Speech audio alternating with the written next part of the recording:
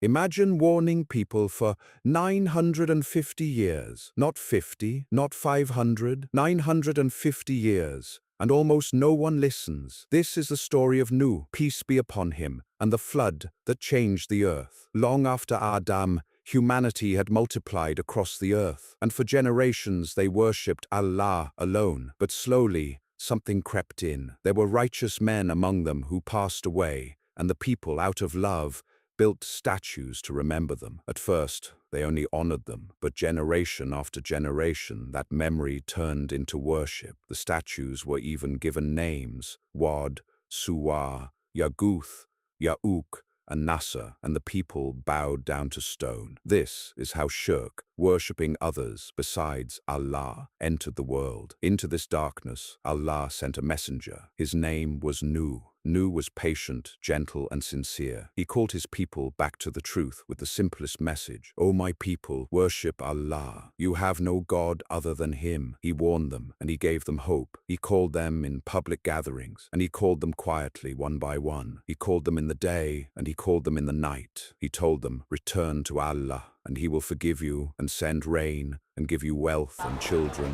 and gardens and rivers." He offered them everything, but the people turned away. They put their fingers in their ears so they would not hear him. They insisted on their idols, and they grew more arrogant with every passing year. And still, Nuh did not stop. For 950 years, he carried this message. Entire lifetimes passed. Leaders died, and their sons took their place. And Nuh was still calling, still hoping, still warning. The powerful and the wealthy mocked him. They said, "You are only a man like us, and look who follows you, only the poor and the weak." They were too proud to stand beside the humble believers. But Nuh knew that faith is not measured by wealth or status. Every soul was precious to him. After centuries of rejection, Allah revealed to Nuh that no more of his people would believe.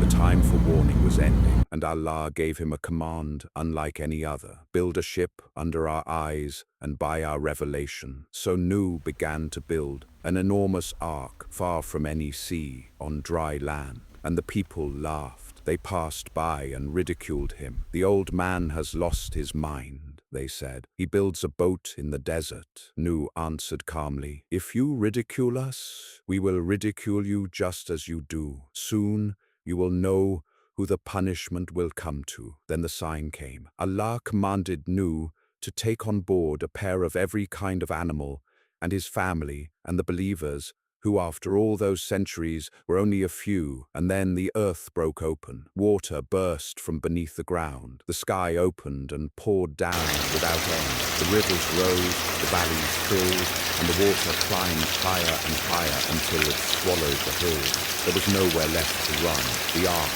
rose on waves like mountains, carrying the believers to safety. But among those left behind was one who broke Nuh's heart, his own son. Nuh called out to him, "O my son, come aboard with us, and do not be with the disbelievers." But his son refused. He said, "I will climb to a mountain that will protect me from the water." Nuh warned him, "There is no protector today from the command of Allah except for the one He has mercy on." And a wave came between them, and his son was among those who drowned. Nuh's wife too was among those who did not believe, and she was not saved. With a father's grief, Nuh called upon his Lord about his son, and Allah gently taught him a truth heavier than the flood itself: that family, in the sight of Allah, is not only blood, but faith. Nuh accepted the decree of his Lord, asked forgiveness, and submitted. Then Allah commanded the earth, "Swallow your water,"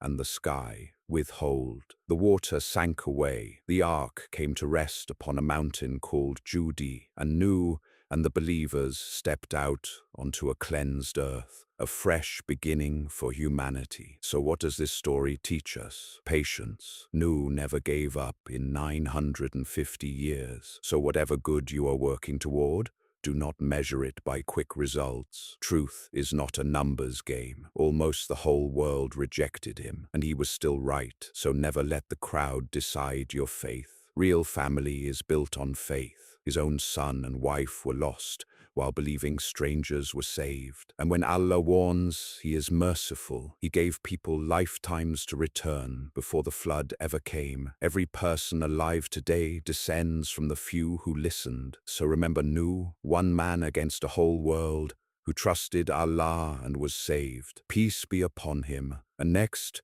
we travel to the people of Ad and the prophet Hud.